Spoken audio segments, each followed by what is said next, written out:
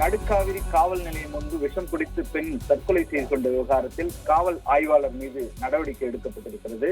நடுக்காவிரி காவல் ஆய்வாளர் சர்மிளா காத்திருப்பு பட்டியலுக்கு மாற்றப்பட்டிருக்கிறார். கோட்டாட்சியர் தலைமையில் விசாரணை நடத்துவதற்கு தஞ்சாவூர் மாவட்ட காவல் கண்காணிப்பாளர் ராஜாராம் உத்தரவு பிறப்பித்திருக்கிறார். தஞ்சை அடுத்த நடுக்காவேரி அரசமர தெருவில் வசித்து வருபவர் தினேஷ். நேற்று முன்தினம் காலை நடுக்காவேரி காவல் நிலைய போலீசார் தினேஷை குற்ற வழக்கு தொடர்பாக விசாரணைக்கு அழைத்து செல்வதாக கூறி காவல் நிலையத்திற்கு அழைத்து சென்றனர். இதனை அறிந்த தினேஷின் சகோதரிகள் கீர்த்திகா மற்றும் மேனகா ஆகிய இருவரும் நடுக்காவேரி காவல் நிலையம் சென்று விவரம் கேட்டனர். இந்த நிலையில் இவர்களில் கிருத்திகா பிடெக் பொறியியல் பட்டதாரியவர் காவல் ஆய்வாளர் சர்மிளாவிடம் தரக்குறைவாக அவர் பேசியதாக குற்றம் சாட்டினார். ஏனென்றால் அங்கே அந்த சகோதரிகள் அவமானம் அடைந்ததாகவும் சர்மிளா தான் அதற்கு காரணம் என்றும் கூறப்பட்டது.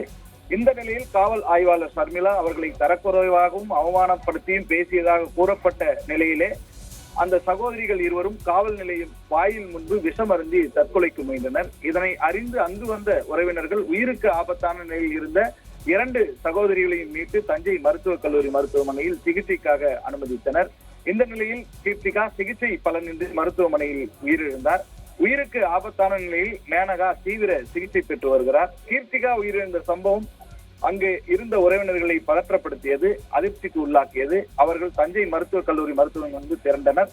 அதற்கு பிறகு போலீசார் பாதுகாப்பு கொடுக்கப்பட்டது. இப்படிப்பட்ட ஒரு சூழ்நிலையில் காவல் ஆய்வாளருடைய நடத்தை தான் இதற்கு காரணம் என்று கூறப்பட்டு குற்றம் சாட்டப்பட்டதனால் அவர் மீது நிறைய புகார்கள் எழுந்த நிலையில் இப்பொழுது நடுக்காவிரி காவல் ஆய்வாளர் சர்மிளா காத்திருப்பு பட்டியலுக்கு மாற்றப்பட்டிருக்கிறார்.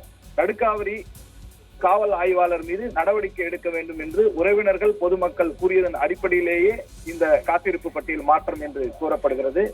இந்த விவகாரத்தில் கோட்டாட்சியர் தலைமையில் விசாரணை நடத்துவதற்கு தஞ்சாவூர் மாவட்ட காவல் கண்காணிப்பாளர் ராஜாராம் உத்தரவு பிறப்பித்திருக்கிறார்.